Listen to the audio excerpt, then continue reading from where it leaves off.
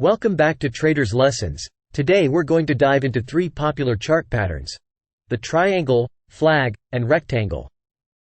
The triangle pattern is formed when the price converges between two trend lines, indicating a potential breakout.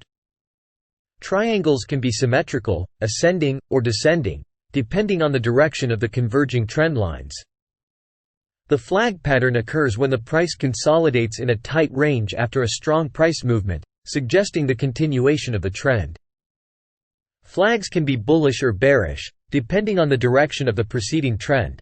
They generally signal a brief pause before the trend resumes. The rectangle pattern is characterized by parallel horizontal trend lines, indicating a period of consolidation before the next price movement.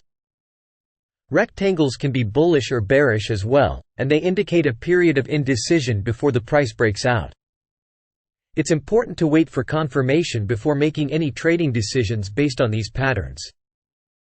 Triangles, flags, and rectangles are considered continuation patterns, which means they suggest that the current trend is likely to continue when the breakout occurs. Traders often use these patterns to identify entry and exit points, and to manage risk by placing stop-loss orders. Keep in mind that chart patterns are not foolproof, and it's always a good idea to use additional analysis tools to confirm your trading decisions. Now that you're familiar with these three chart patterns, start applying your knowledge in the markets and remember to always trade responsibly. That's all for today's lesson on triangles, flags, and rectangles. Thanks for joining me at Traders Lessons, and I'll see you in the next video. Happy trading!